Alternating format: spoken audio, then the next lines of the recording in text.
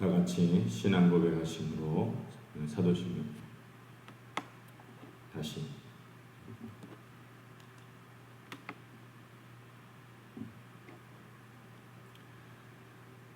다 같이 사도신경으로 신앙 고백하심으로 수예배를 하나님께 드리겠습니다. 나는 전능하신 아버지 하나님 천지의 창조주를 믿습니다. 나는 그의 유일하신 아들 우리 주 예수 그리스도를 믿습니다. 그는 성령으로 잉태되어 동정녀 마리아에게서 나시고 본디오 빌라도에게 고난을 받아 십자가에 못 박혀 죽으시고 장사된 지 사흘 만에 죽은 자 가운데서 다시 살아나셨으며 하늘에 오르시어 전능하신 아버지 하나님 우편에 앉아 계시다가 거기로부터 살아있는 자와 죽은 자를 심판하러 오십니다. 나는 성령을 믿으며 거룩한 공교회와 성도의 교제와 죄를 용서받는 것과 몸의 부활과 영생을 믿습니다. 아멘. 찬송가 88장 찬송 함께 부르겠습니다.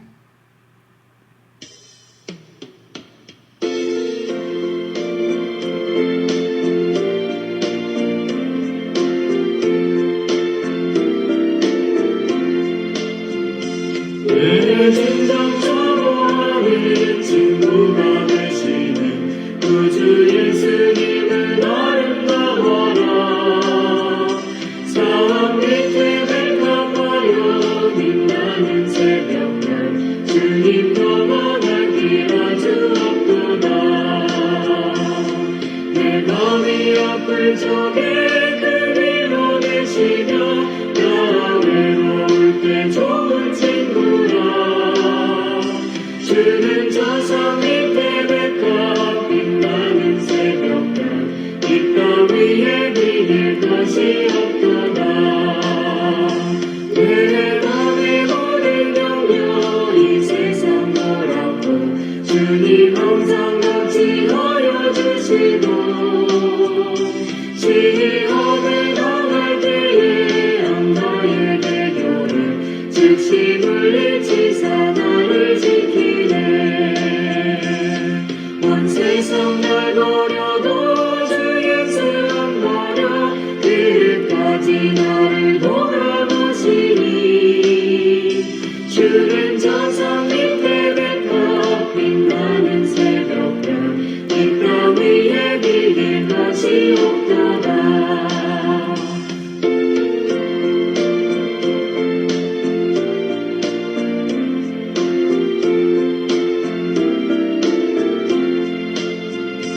내 맘을 다하여서 주님을 따르면 길이 나를 사랑하리니.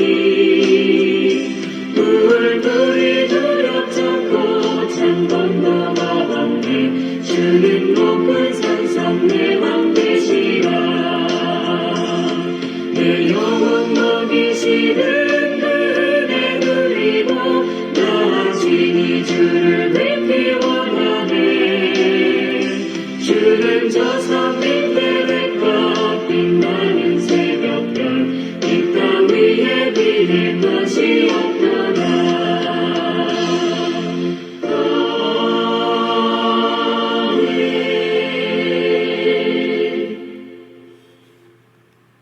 기도하겠습니다. 사랑의 하나님 아버지 하나님의 은혜와 사랑 가운데 오늘을 살게 하신 하나님께 감사드립니다. 우리 영혼이 주님을 바라보며 주님을 찬양하게 하시고 때를 따라 돕는 은혜로 함께 하신 은혜 기억하며 감사하는 성도가 되게 하옵소서. 오늘도 우리 가정을 지켜주시니 감사합니다. 일용할 양식과 필요한 모든 것을 공급하여 주시고 항상 사랑으로 채워주시옵소서. 날마다 주님의 이름을 부르짖으며 간구할 때 하나님 응답하여 주시옵고 하나님의 기쁘신 뜻까지 동달할 수 있는 지혜와 권능의 역사로 살아갈 수 있게 하옵소서. 하나님의 말씀을 사랑하고 하나님의 말씀을 붙잡고 믿음으로 살아가는 우리 모두가 될 수 있도록 인도하여 주시옵소서. 우리 가정의 생업을 지켜주시고 항상 인도하여 주시며 또 우리 자녀들이 건강하고 아름답고 복되게 성장할 수 있게 하나님 채워 주옵소서. 또 우리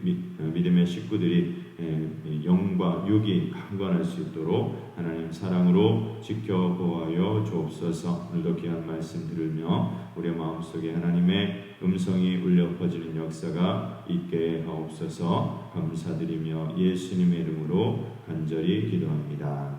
아멘. 하나님의 말씀 신약성경 에베소서 3장 14절로 19절 말씀을 보겠습니다. 신약성경 에베소서 3장 14절로 19절 말씀입니다. 한 목소리로 공독하겠습니다. 이러므로 내가 하늘과 땅에 있는 각 족속에게 이름을 주신 아버지 앞에 무릎을 꿇고 비노니 그의 영광의 풍성함을 따라 그의 성령으로 말미암아 너희 속사람을 능력으로 강건하게 하시오며 믿음으로 말미암아 그리스도께서 너희 마음에 계시게 하시옵고 너희가 사랑 가운데서 뿌리가 박히고 터가 굳어져서 능히 모든 성도와 함께 지식에 넘치는 그리스도의 사랑을 알고 그 너비와 길이와 높이와 깊이가 어떠함을 깨달아 하나님의 모든 충만하신 것으로 너희에게 충만하게 하시기를 구하노라. 아멘. 사랑하는 성도 모두에게 하나님의 은혜와 축복이 가득하기를 주 예수 그리스도 이름으로 축원합니다. 기독교 신앙은 인간을 변화시키는 능력입니다. 신앙을 가지기 전에는 방탕하고 내 마음대로 살고 때로는 윤리와 도덕도 모르고 살아가는 사람들이 있지만 신앙을 가짐으로 인해서 죄의 행실을 끊고 바른 삶을 살아가게 되는 것입니다. 그것으로 끝나는 것이 아니라 우리의 내면이 치유받아서 마음이 새로워지고 또 아름다운 인격으로 변화되게 됩니다. 마음에 기쁨이 생기고 감사가 생기고 삶을 대하는 자세가 따뜻해지고 다른 사람을 대하는 태도도 예의 바르고 겸손하게 성숙한 모습이 되어갑니다. 인생이 풍요롭게 변하게 됩니다. 이것을 속사람이 만들어지는 것이라 할 수 있겠습니다. 우리가 축복을 제대로 받으려면 겉사람이 복을 받기보다는 우리 속사람이 복을 받아야 할 것입니다. 오늘 말씀 16절 말씀을 보시면 그의 영광의 풍성함을 따라 그의 성령으로 말미암아 너희 속사람을 능력으로 강건하게 하시오며 지금 우리가 눈으로 보고 있는 것은 다 겉사람이라 할 수 있겠습니다. 저 사람 참 잘생겼네. 저 사람 참 멋있게 생겼네. 저 사람 참 예쁘게 생겼네. 저 사람 키가 크네. 매력이 있네. 목소리가 참 좋네. 아, 저 사람 연예인 닮았다. 저 사람 정치인 누구 닮았다. 다 겉사람입니다. 사람이 멋있게 보이는 겉모습 다 겉사람이라 할 수 있겠습니다. 그런데 생명을 유지하는 데 있어서 겉사람은 크게 도움이 되지 않는 것입니다. 겉사람이 잘생겼다고 해서 생명을 유지하는 데 필요한 간이나 허파, 심장, 뇌 이런 속에 있는 그런 기관보다 더 중요하다고 볼 수 없습니다. 사실은 몸에 있는 그 기관들이 겉모습보다 훨씬 더 중요한 것입니다. 아무리 잘생겼다 해도 속이 병들어 있다면 소용이 없는 것입니다. 그런데 우리 속에 있는 심장이나 간이나 허파 역시 사실은 겉사람에 해당하는 것입니다. 진짜 속사람은 바로 우리의 마음, 우리의 영혼, 우리의 감정, 우리의 생각, 우리의 가치관이 바로 속사람인데 모든 축복은 속사람을 받는 것으로 시작되는 것입니다. 속사람이 능력으로 강건해져야 하는 것입니다. 그런데 속사람은 한번 병들면 고쳐지지 않는 특성이 있습니다. 그래서 사도 바울은 속사람을 강건케 능력으로 강건하게 하시오며 이렇게 기도하고 있는 것입니다. 사도 바울은 이렇게 말합니다. 우리의 속사람을 건강하게 해주세요. 우리의 속사람을 멋있게 만들어주세요. 그렇게 기도하지 않고 속사람을 강건케 해달라 이렇게 기도하고 있습니다. 이것은 우리의 속사람이 병들어 있다라는 것이고 우리의 속사람이 매우 힘든 그런 상황에 놓여 있다라는 것입니다. 사실 우리의 지각이 죽어 있습니다. 하나님의 말씀을 들어도 거의 못 알아듣습니다. 우리의 감정이 죽어 있습니다. 누가 뭐라고 말하면 덜컥 겁을 내고 걱정과 근심과 염려로 뒤덮여버리고 생각이 굳어져 버립니다. 이것이 속사람이 강건하지 못하고 병들어 있는 현상인 것입니다. 옛날 엘리사 때에 아람 군대가 엘리사가 있는 도단성을 에워쌌습니다. 엘리사를 죽이려고 했습니다. 그때 아침 일찍 사원이 일어나고서 그것을 보게 되었습니다. 그리고서는 깜짝 놀라서 막 방으로 뛰어들어와서 선지자를 불렀습니다. 선지자님, 우리 다 죽었습니다. 우리 큰일 났습니다. 그때 엘리사가 뭐라고 말했냐면 우리의 군대가 훨씬 더 많다 이렇게 말했습니다. 그러면서 사원의 눈을 열어달라고 기도했더니 사원이 그것을 보게 되었는데 하나님의 불말과 불병거가 지금 자기 성을 에워싸고 있었던 것입니다. 안녕하십니까? 우리도 이것을 봐야 합니다.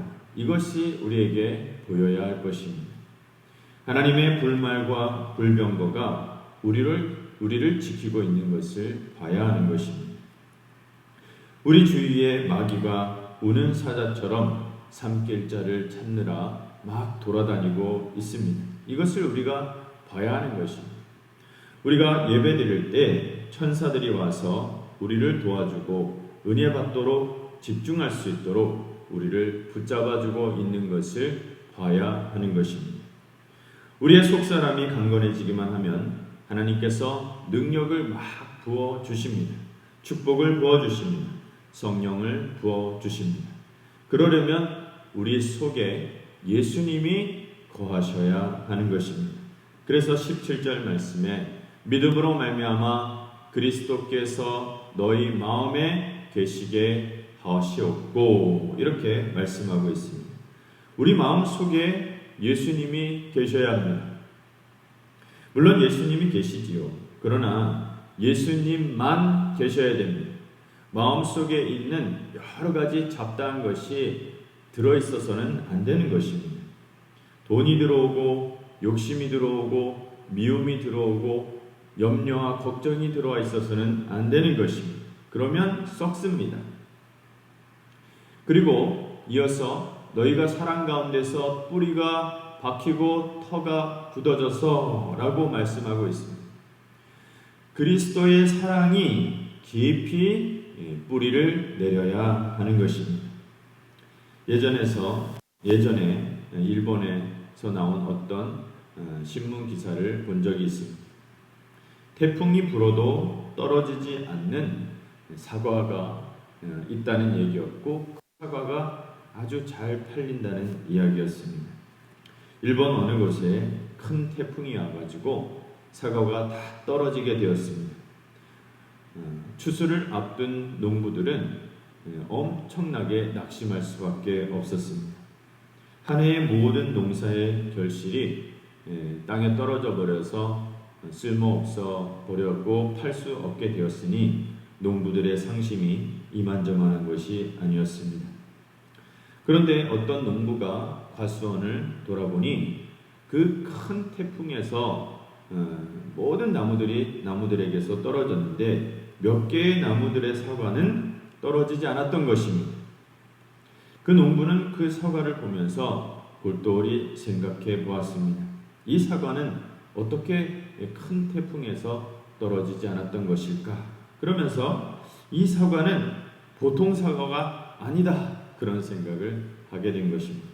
그래서 이 농부는 그 사과를 따가지고 포장을 했습니다. 그리고 포장 겉면에 뭐라고 표시했느냐? 태풍에도 떨어지지 않는 사과, 이렇게 이름을 붙였습니다.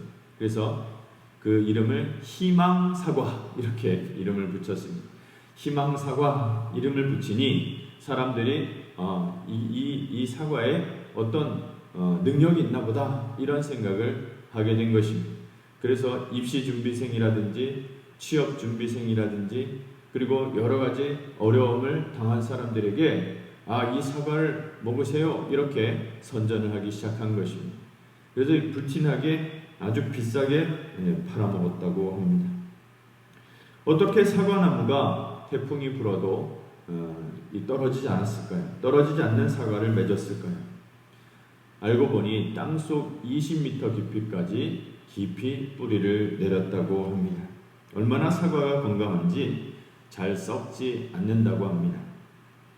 우리가 신앙으로, 믿음으로 성장하고 성공하려면 우리 안에 그리스도가 있어야 합니다. 그리고 예수님만 계셔야 합니다. 다른 것은 다 나가야 합니다.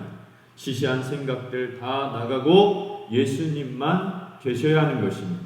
예수님만 계실 때 예수님의 사랑이 뿌리를 내리게 됩니다. 우리는 그리스도 안에 깊이 뿌리를 내려야 하는 것입니다. 그리스도의 사랑에 대한 깊은 체험이 있어야 하는 것입니다. 우리가 이 세상의 바람에 넘어지지 않으려면 그리스도의 사랑에 대한 깊은 체험이 있어야 하고 그리스도만 우리의 중심에 계셔야 하는 것입니다. 이것이 예배 시간에 우리가 해야 할 일입니다. 예배 시간에 우리의 속사람이 건강해지고 그리스도가 계시게 하고 그리스도가 깊이 뿌리내리게, 그리스도의 사랑이 깊이 뿌리내리게 해야 하는 것입니다. 그렇다면 그렇게 깊이 뿌리를 내린 그리스도의 사랑은 어떤 사랑이겠습니까? 18절로 19절 말씀을 보면 능히 모든 성도와 함께 지식에 넘치는 그리스도의 사랑을 알고 그 너비와 길이와 높이와 깊이가 어떠함을 깨달아 하나님의 모든 충만하신 것으로 너희에게 충만하게 하시기를 구하노라. 그리스도의 사랑이 어떠한 것인가? 제일 처음에 나온 것이 바로 너비입니다. 그리스도의 사랑의 넓이가 어떠한가 하는 것입니다. 넓이라는 것은, 이 넓이라는 것은 이 사랑의 대상을 말하는 것입니다. 보통 사람들이 사랑하는 대상은 자기가 좋아하는 그런 스타일의 사람들을 좋아합니다. 자기가 좋아하는 사람을 좋아하죠. 자기가 싫어하는 사람 당연히 싫어합니다. 그리고 자기에게 잘해주는 사람을 좋아하게 되어 있습니다. 그런 대상에 한정되어 있을 경우가 많습니다. 보통 남자들이 결혼할 대상자를 고르는 것을 보면 분명히 유익한 것이 있기 때문에 결혼하는 것입니다. 얼굴이 미인이라든지 공부를 잘해서 학벌이 대단하든지 아니면 집에 돈이 많던지 아니면 성품이 좋던지 뭔가 좋은 것이 있으니까 결혼하는 것이지 그런 거 없는데 결혼하지는 않습니다. 못생겼고 돈도 없고 머리도 나쁘고 성질도 더러운데 결혼하는 남자는 없습니다. 남자는 결혼할 때 이기적으로 합니다. 물론 여자도 그렇겠지요. 남자가 잘생겼고 돈 많고 능력 있고 하니까 사랑스러우니까 그렇게 하는 것이겠죠. 그리고 사람들은 지역적으로 편견이 심합니다. 우리나라는 나라도 크지 않고 작은데 경상도, 전라도 이렇게 나눠서 엄청 따지고 사람을 나눕니다. 또 우리만 그런 것은 아닙니다. 유럽도 사실 그런 것이 심합니다. 미국은 유색인종에 대한 차별이 굉장히 심합니다.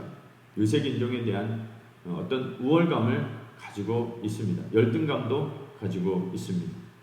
그래서 흑인 중에서 한 번도 살면서 무시를 당하거나 차별을 한 번도 당해보지 않은 사람이 아무도 없다고 말할 정도입니다. 심지어는 오바마 대통령도 나도 인종차별 당했다고 했었고, 또 하버드 대학 교수도 그런 일을 당했다고 하고, 또 장관이나 별 달고 있는 장군들도 그랬습니다. 흑인으로서 무시를 당하지 않고 살았던 사람이 없다고 말할 정도입니다. 그러나 그리스도의 사랑의 대상은 끝이 없습니다. 그래서 결국 우리가 그리스도의 사랑을 받게 된 것입니다. 저희들 중에서는 아마 처음부터 착실한 분들도 있으셨을 것입니다. 많은 분들은 그렇지 않기도 했습니다. 우리가 인생을 돌아보면 참 말도 되지 않는 그런 유치한 일을 저지른 적도 있었고, 또 우리의 삶 자체가 깊이가 없었습니다. 그런데 예수님은 우리를 먼저 사랑하셨습니다. 심지어는 막달라 마리아처럼 미치고 정신 나간 7 귀신 들린 여자도 예수님은 사랑하셨습니다. 그래서 우리는 하나님이 나를 사랑하신다는 것이 사실 잘 믿어지지 않습니다. 교회 나와서 그렇게 하나님이 사랑한다고 설교를 많이 들었음에도 마음속으로는 믿어지지 않습니다. 나 같은 사람을 하나님이 뭐가 아쉬워서 그렇게 사랑하실까? 내가 아니고 다른 사람을 사랑하시겠지. 세상에 이렇게 많은 사람들이 있는데 나 같은 사람에게 하나님이 신경을 쓰실까? 그런 생각을 가졌습니다. 그런데 진짜 그렇습니다. 진짜 하나님이 나를 사랑해 주셨습니다. 하나님께서 우리를 진심으로 한 사람 한 사람 사랑해 주셨습니다. 우리 모든 성산의 가족들은 다 사랑받는 하나님의 자녀들입니다. 그것이 하나님의 사랑의 너비입니다. 나 같은 사람까지 사랑한 것이 하나님의 사랑의 너비인 것입니다. 우리는 오늘도 그리스도의 풍성한 사랑 안에 거하고 그리스도의 능력 안에 머물러 있습니다. 오늘도 속사람을 강건하게 하시는 그리스도의 능력 안에서 풍성한 사랑 안에 거하시고 아름답고 복된 열매를 맺어 하나님을 기쁘시게 해드리는 복된 우리 성산의 가족들이 다 되시기를 주의 이름으로 축원합니다. 기도하겠습니다. 은혜와 사랑이 충만하신 하나님 아버지, 영광과 찬송 올려드립니다. 우리를 구원하신 풍성하신 그리스도의 사랑 안에 머물러 주님과 함께 동행하는 기쁨을 누리는 성도가 되게 하옵소서. 주님과 함께 교제하며 사랑 안에서 변화와 생명을 누리게 하옵소서. 우리 주님은 죄인을 사랑하시려 자신의 몸과 피를 나누어 주셨습니다. 우리는 주님의 이름을 믿고 그 생명 안에 거하는 복을 누리게 되었습니다. 주님이 주신 사명을 따라 주님의 핏값으로 세우신 주님의 몸된 교회를 아끼고 사랑하며 살아갈 수 있게 하여 주시옵소서. 우리 가정에 하나님의 은혜와 복이 넘치게 하시고 사랑받는 믿음의 식구들을 강건하게 하옵소서. 주의 자녀들에게 지혜와 능력 주시고 이 세상을 이기며 살아갈 수 있게 하옵소서. 부족한 것이 있으면 채워주시고 연약한 성도들에게 강건함을 더하여 주옵시며 우리의 속사람을 능력으로 강건케 하옵소서. 우리 주 예수 그리스도의 이름으로 간절히 기도하옵나이다. 아멘. 주기도 하심으로 예배를 마칩니다.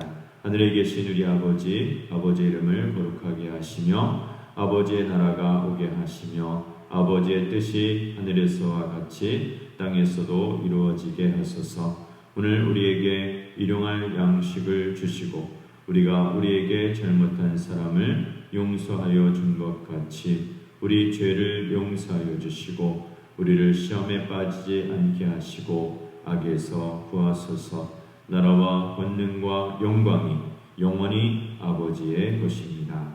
아멘.